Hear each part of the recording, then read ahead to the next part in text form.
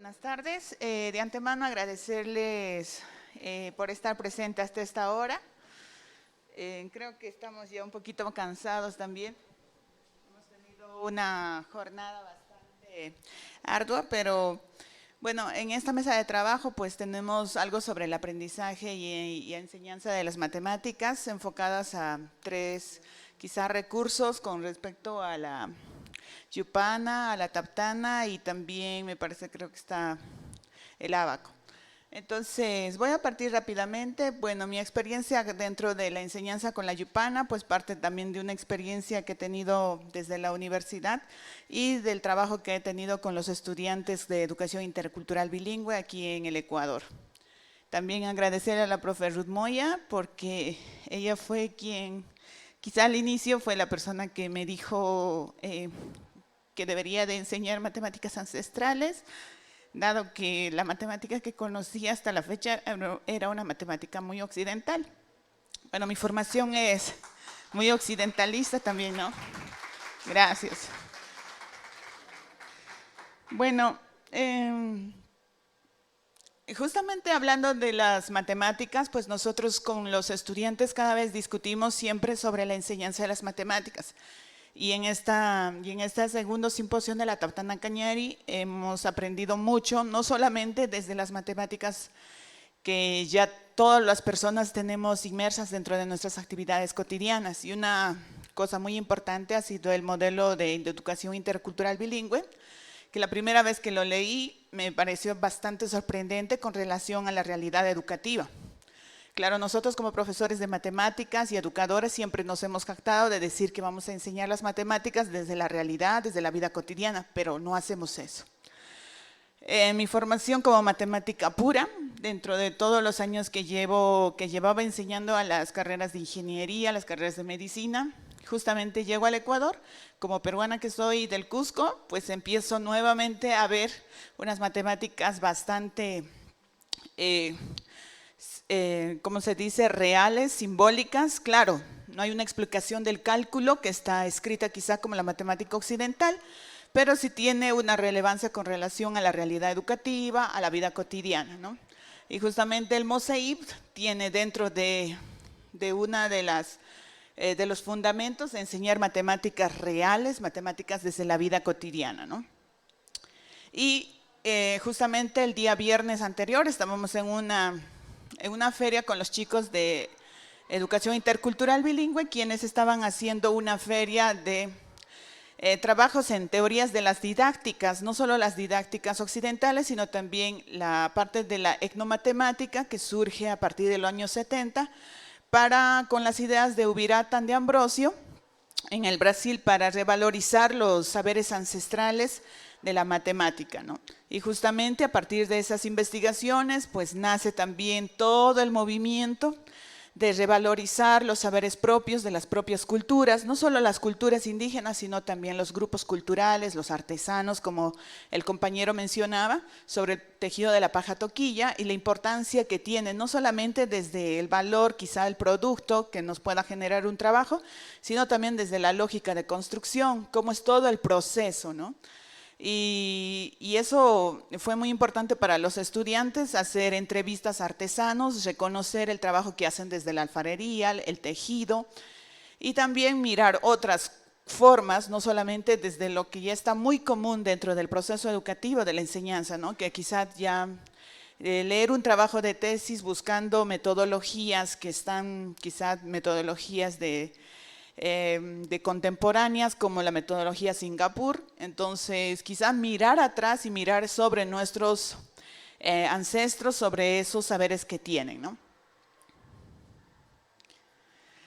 Justamente trabajamos nosotros lo que es la enculturación matemática. ¿Y por qué es importante esto? Porque a veces pensamos que enseñar matemática, especialmente para todos los profesores, pues es el talón de Aquiles, ¿no? O sea, nadie quiere saber metodologías. Cuando vamos a talleres me dicen, enséñeme algo práctico para que los chicos puedan aprender matemáticas sin tener que pasar por todo ese proceso odioso de los algoritmos.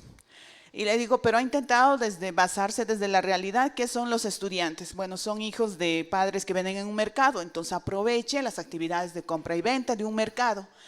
Quizás a veces olvidamos eso, ¿no? Son hijos de padres comerciantes, son hijos de agricultores y nos olvidamos y les estamos enseñando matemáticas descontextualizadas.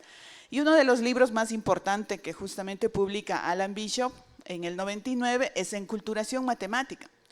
Y basándonos en este libro empezamos todo el movimiento para ver qué significa enculturación matemática. Bueno, es una manera formal de lo que es un aprendizaje cultural. Nosotros implícitamente hemos aprendido las matemáticas de actividades propias, ¿no? Quizá los estudiantes hoy en día ya no están envueltos en actividades agrícolas, si no son hijos de padres agricultores, si no son hijos de padres artesanos, tampoco están envueltos en actividades artesanales, pero es importante, creo que a los hijos ponerlos en actividades manuales para que puedan tener una lógica de construcción. Y justamente Alan Bishop nos dice, tiene la meta iniciar a los niños en simbolizaciones, conceptualizaciones y los valores de una cultura matemática. Y eso es lo que estamos aprovechando desde, por ejemplo, la enseñanza con el nuevo currículo de la educación intercultural bilingüe y las adaptaciones que se hicieron en el 2017 para integrar la etnomatemática y matemática en las aulas. Pero quizás muchos profesores todavía de la educación intercultural bilingüe les cuesta, ¿no? ¿Por qué? Porque el sistema primeramente no evalúa etnomatemática, evalúa matemáticas. El sistema no tiene una evaluación quizás integral, tiene una evaluación segmentada por asignaturas. Entonces, ¿qué hace el profesor de educación intercultural bilingüe? Tiene que enseñar la asignatura por disciplinas, ¿no? Entonces, es lo que está pasando, ¿no? Tenemos un currículo de educación intercultural bilingüe muy bueno, muy bonito, referente a otros currículos de otros países, pero la evaluación no es conforme con relación a lo que nos están pidiendo en el currículo. Muchos profesores me decían, pero no tenemos un sistema de evaluación integral, tenemos un sistema por disciplinas y es por eso que yo no puedo enseñar de manera integral. Quizá hago una actividad de manera integral, pero no voy a evaluar de manera integral, sino por disciplinas. Y también algo importante aquí que nos menciona Alan Bishop es un proceso creativo y interactivo en el que interaccionan quienes viven la cultura con quienes se nacen en la cultura y da como resultado ideas, normas y valores que son similares a una generación y a la siguiente, ¿no? Como nos decía el compañero del tejido de la paja toquilla, es un saber que se transmite de generación en generación, pero las nuevas oportunidades quizás alejan a muchos hijos de artesanos tejedores a seguir siendo tejedores, porque un hijo prefiere, o un padre prefiere que su hijo se vaya a la escuela de medicina antes que sea un tejedor.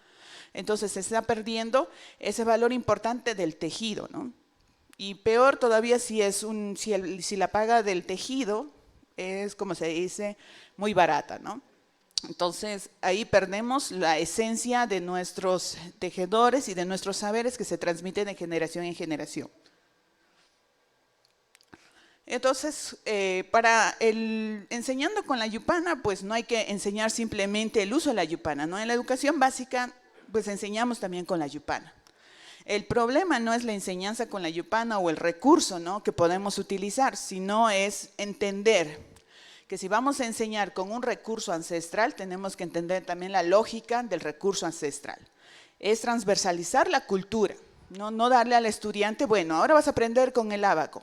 ¿Qué es el ábaco? Bueno, es un instrumento chino, entonces, pero esto viene de generación en generación. Los padres trabajaban siempre este instrumento, mientras que nosotros, pues en la educación básica a veces enseñamos con la yupana, la taptana, podemos enseñar, pero quizás solo le estamos dando el componente solo instrumental, más no de entender, digamos, el conocimiento ancestral y la pertinencia, ¿no?, desde la parte de la cultura.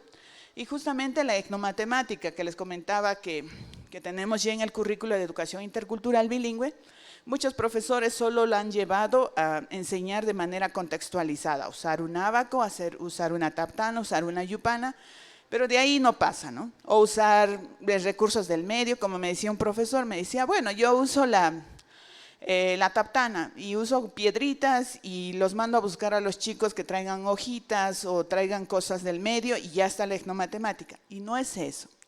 La etnomatemática va más allá de simplemente hacer uso de los recursos del medio. Es una teoría es una teoría epistemológica de construcción del conocimiento, de reconocer a los saberes propios de un grupo cultural. Ahora, otra cosa, no solamente es de nuestros indígenas, de nuestras etnias, sino es de cualquier grupo. Por ejemplo, el grupo de los albañiles tienen una lógica de construcción. El grupo de los vendedores de un mercado tienen formas de diálogo, de medidas de compra y venta.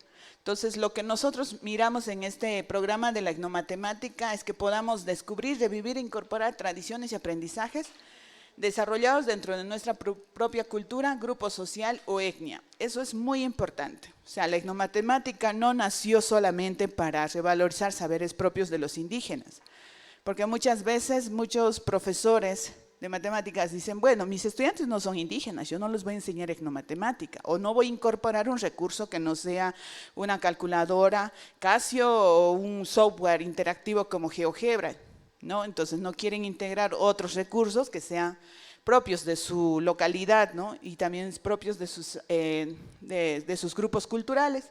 Entonces confunden la palabra, ¿no? Quizás eso siempre fue el debate nacional o el debate mundial que le hicieron a Ubiratan, por qué puso a ese movimiento, a ese programa, etnomatemática, ¿no? Y él ha respondido muchas veces por qué lo puso, ¿no? La palabra etno varía, no es solamente para definir a la palabra etnia, ¿no?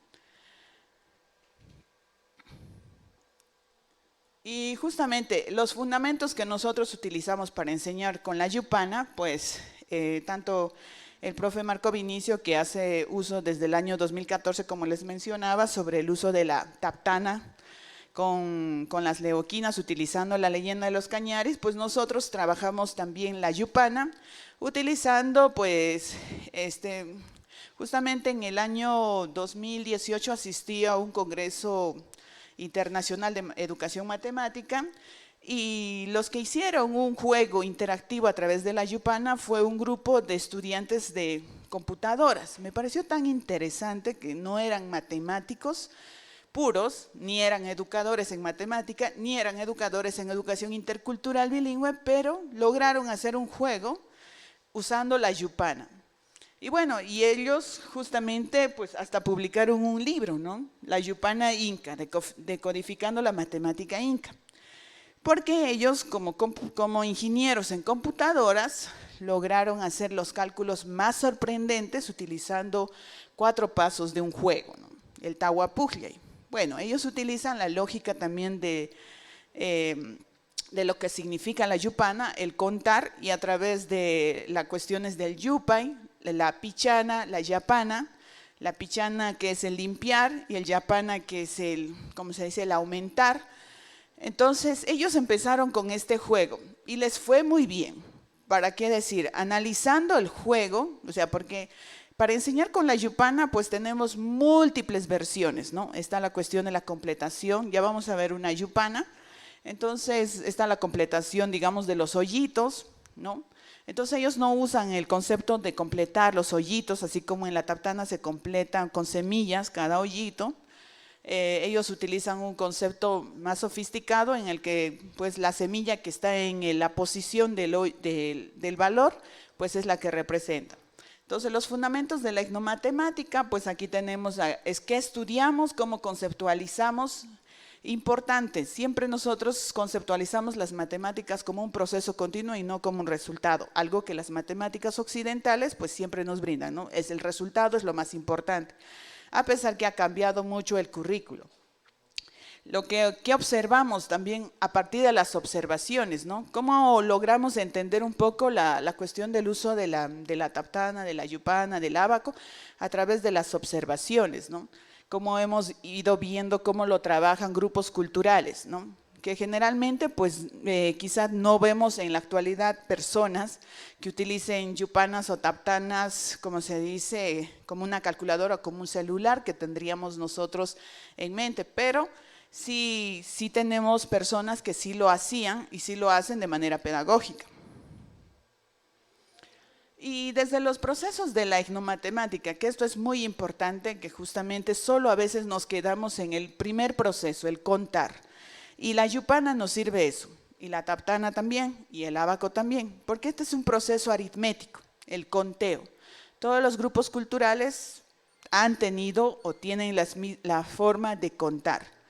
Ya sea cuentan con las manos, con los pies, con los dedos. Nosotros quizá todavía algunos hacen sumas con dedos de las manos, ¿no? Escondiendo, porque hay gente que le para diciendo ¿por qué cuentas con los deditos?, ¿no? Pero es un proceso natural del ser humano. No debemos de enfadarnos cuando un niño cuenta con los dedos. No, pero ya está en 6º grado. No, porque es un proceso natural del ser humano que necesitamos. ¿Para qué? Necesitamos tocar el objeto, necesitamos identificar y lo que llamamos en las matemáticas hacer una correspondencia biunívoca, ¿no? Por ejemplo, si yo quiero contar aquí el número de personas que está en el auditorio, yo necesito identificar señalando quizá, ¿no? Hay algunos que no van a señalar y harán un conteo mental, mirarán el número de sillas, harán multiplicaciones, etcétera, ¿no? Y habrá personas que necesiten señalar, identificar a cada sujeto con el dedo, ¿no? Y a veces uno dice, pero ¿por qué cuenta así? Necesitan mencionar con el dedo. ¿Por qué? Porque su cerebro tiene que registrar que cada sujeto es un elemento, ¿no?, del conjunto. Entonces, es muy importante. Entonces, siempre en las matemáticas que enseñamos, utilizando estos recursos ancestrales, también necesitamos el conteo. Por eso nosotros cuando utilizamos tanto la yupana como la taptana, las semillas, el identificar una semilla en cada hoyito, es una relación de correspondencia biunívoca. No es porque le tengo que completar, sí, pero el niño va a entender más práctico eso que un conocimiento abstracto que le diga, a ver, tienes 10 ovejas, piensa, 10, están aquí 10, ahora la suma de 5. Pero él necesita contar los 10 primero y luego sumarle los 5. Y necesita a veces los dedos. Y nosotros también. Y ese es un proceso natural del ser humano. No castiguemos a los niños haciendo estos procesos, ¿no? A veces los estudiantes universitarios también lo tienen que hacer porque es un proceso del ser humano. Hay personas que ya no utilizan los dedos porque tienen otra destreza, ¿no? Ya llegaron a esa destreza que pueden hacer cálculos mentales, pero los que necesitan, háganlo, sin miedo, porque es un proceso natural en la parte del contar. El medir, el localizar, el diseñar, jugar, explicar, estos son todas actividades propias del ser humano. Existen más actividades, pero justamente Bishop y Ubiratan relacionan estas actividades como las más genéricas, ¿no? Existen otras, estimamos, por ejemplo, si viviríamos en Alaska, ¿qué actividad haríamos siempre? Navegaríamos, o sea, navegamos, tendríamos actividades diferentes a lo que nosotros tenemos, ¿no? El medir, siempre hacemos mediciones, localización, los aspectos de ubicación geográfica, el diseñar los tejidos. El compañero hablaba sobre el tejido, ¿no? Y los diseños, ¿no? Aquí hablamos de un tejido fino, pero quizás ya haya otros tejedores que hagan diferentes diseños, ¿no? Para un público quizá que quiere con diseño de colores, diseño de formas, etc. El jugar también es una actividad propia de cada grupo cultural y el explicar, por ejemplo, las relaciones, digamos, de algunos números, ¿no? En las culturas andinas, por ejemplo, sabemos que no se pueden contar algunas cosas, ¿no? Algunos decían que no se pueden contar el número de cuyes, ¿no? No puedes contar, por más que tengas 200 cuyes o más, las culturas andinas no te dejan contar porque tienen el mito o la leyenda o la creencia de que se van a desaparecer los cuyes porque es una cuestión de creencia, ¿no? Y puede ser cierto, ¿no? Hay gente que no cuenta ni las estrellas, ¿no? Y dice que no vamos a contar las estrellas porque vas a tener el número de hijos como las estrellas. Sería bueno, ¿no? Pero no creo, es un conjunto infinito. No creo que una mujer pudiera resistir tantos hijos, ¿no?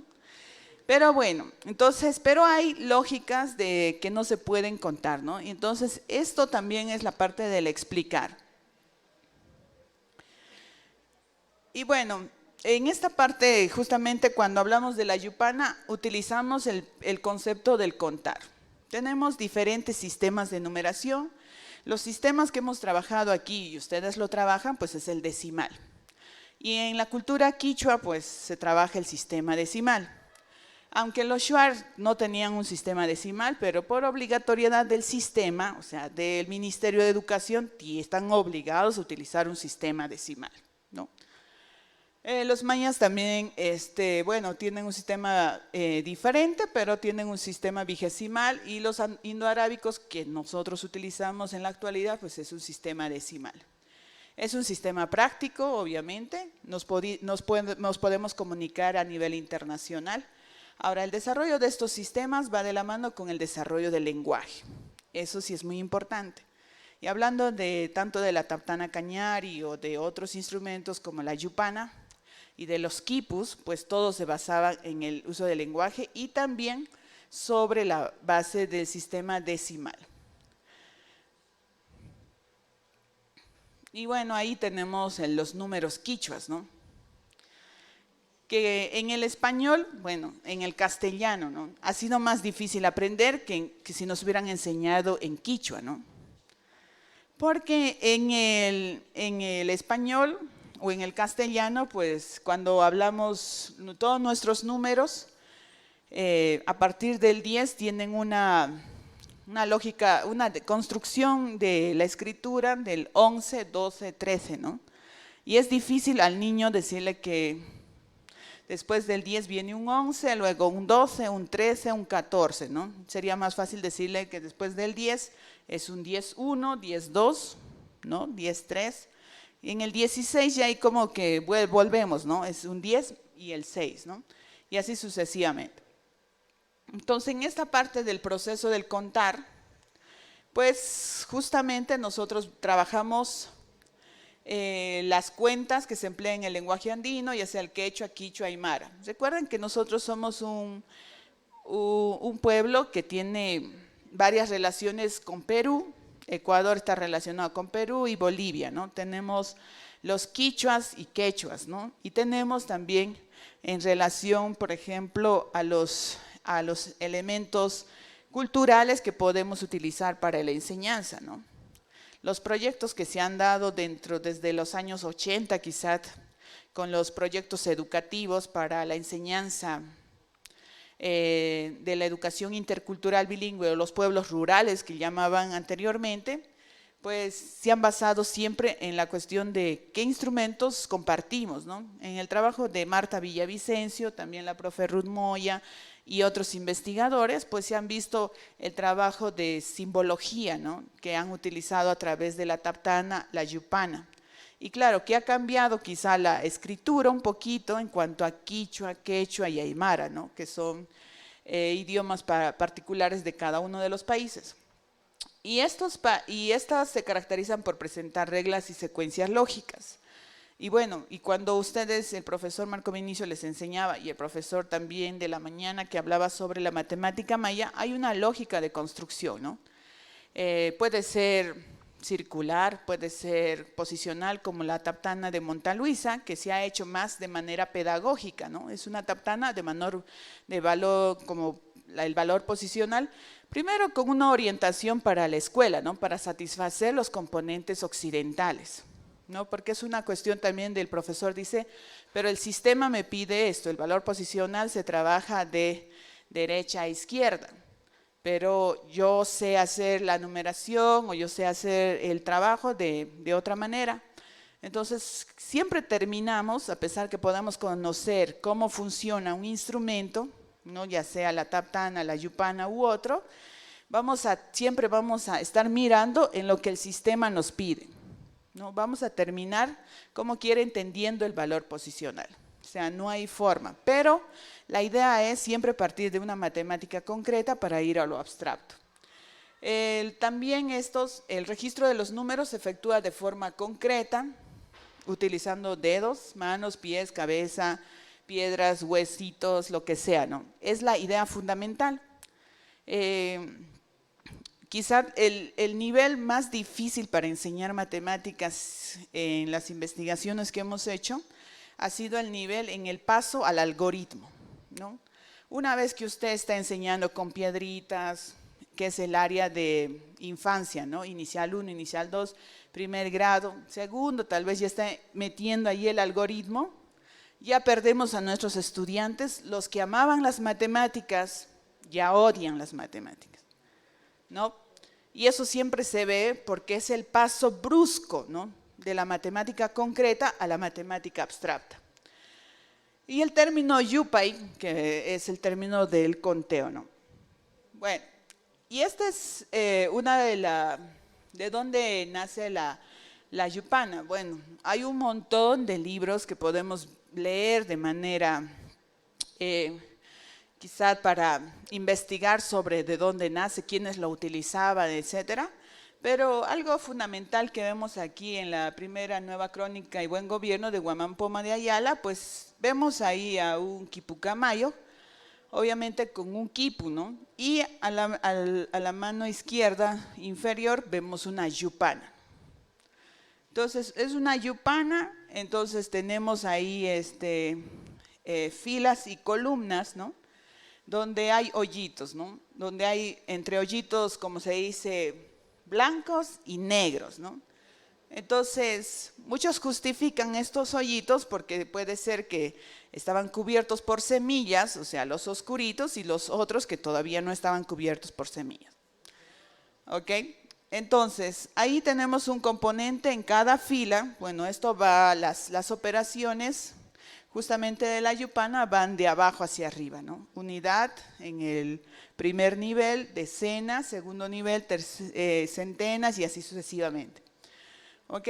Entonces, bueno, ahora usted puede consultar cualquier referencia de la yupana. Hay muchos profesores que la han cambiado la lógica, ¿no? Han volteado esto y han dicho voy a enseñar de manera posicional, tal como la escuela me dice. Entonces lo han volteado y ahora es unidad, decena, centena, unidad de mil. Bueno, la idea no es que cuál es la mejor manera de enseñar la yupana. La idea es que el niño comprenda, ¿no?, qué operación está realizando.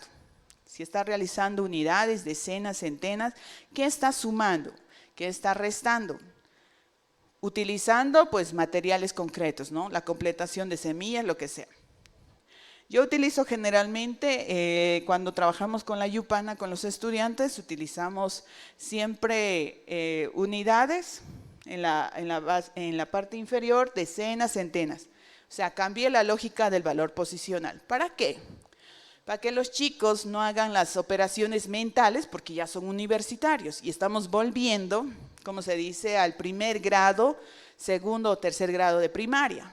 Entonces yo tengo que cambiar la lógica, porque cuando les digo que vamos a hacer operaciones, ellos ya están en la cabeza haciendo hasta a veces las llevaditas. Les digo no, vamos a retroceder en el tiempo y vamos a pensar que estamos nuevamente en el segundo grado, tercer grado de primaria.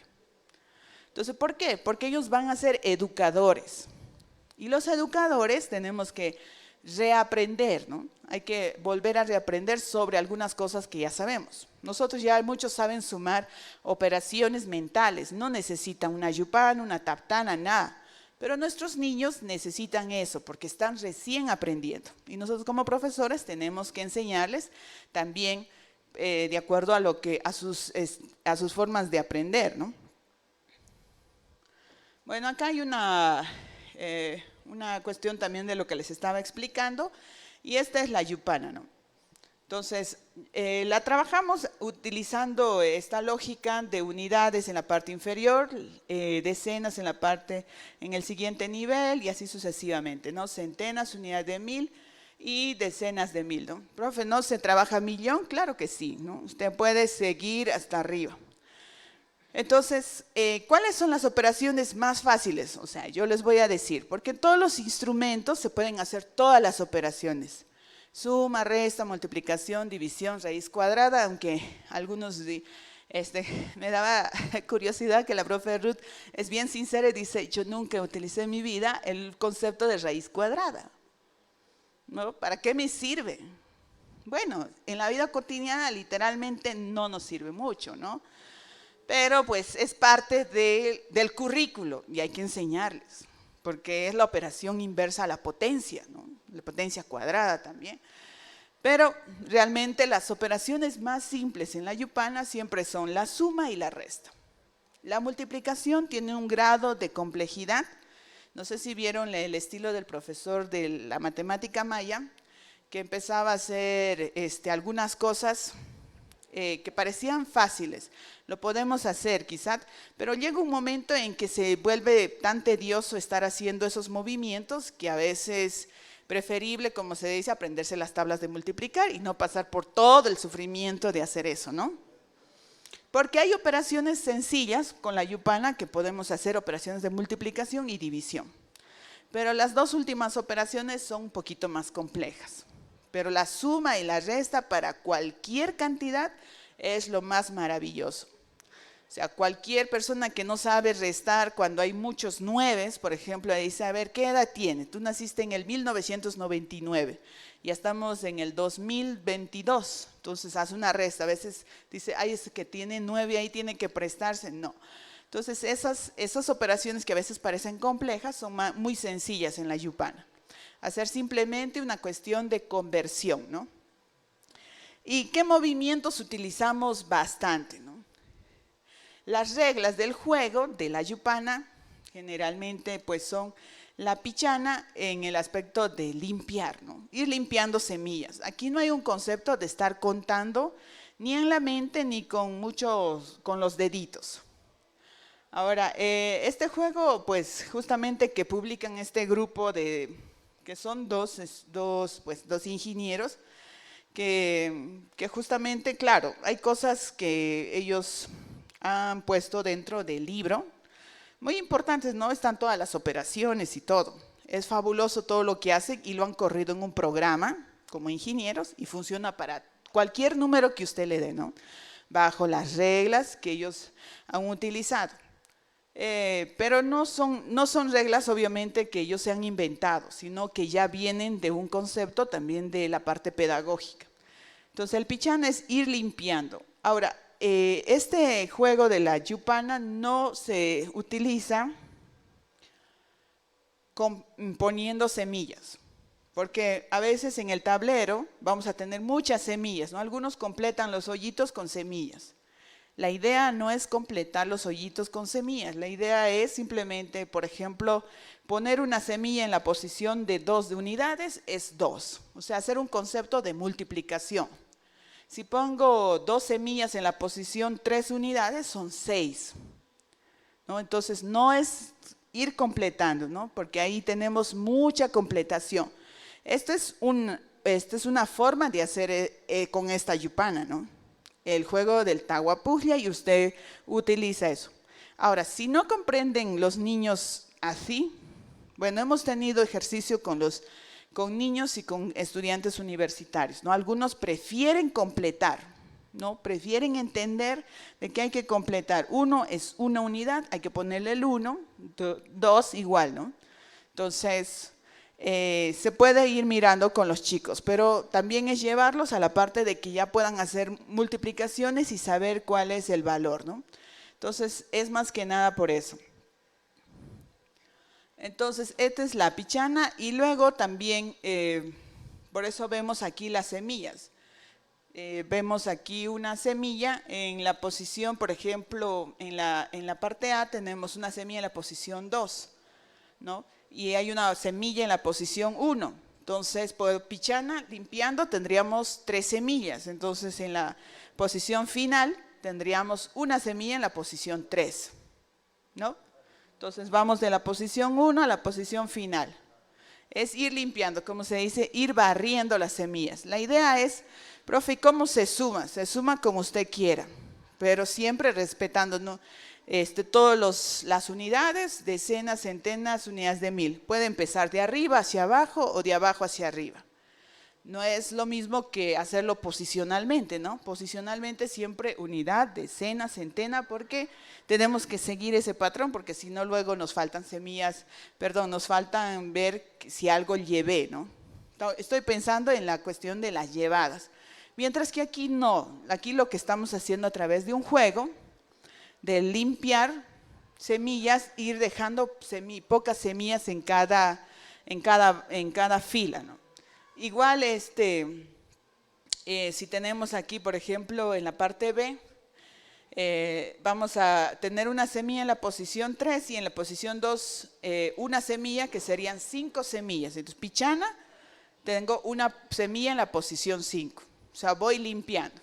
Este no es completando los hoyitos. Esto es utilizando un juego de las palabras del pichana, yapana, extensión y simplificaciones.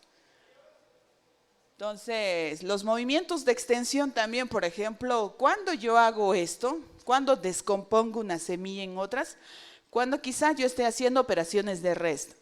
Cuando hago operaciones de resta, lo que yo hago es utilizar 2 colores de semilla, ¿no? Para ver quién es el minuendo y quién es el sustraendo. Se supone que me tiene que salir la diferencia con los colores del minuendo, ¿no? Hablando ahí en términos técnicos occidentales, pero eso es lo que nos tiene que salir. Entonces, para eso sí hago movimientos de extensión. Descompongo la semilla 5 como semillas de 3 y 2, ¿no? Profe, ¿puedo poner 5 semillas en la posición 1 allá? Claro, va a tener 5 semillas en la posición 1. Mientras que aquí, pues puede poner una semilla en la 3 y una semilla en la 2, y lo mismo de 5.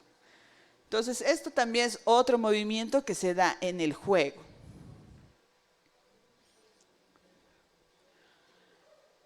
Y luego tenemos la cuestión de cuando tengo 2 semillas, o cuando quiero restar, perdón, cuando tengo una semilla en la posición decena, por ejemplo aquí en la parte de abajo, en el segundo nivel, tengo una semilla en la posición 1 de las decenas.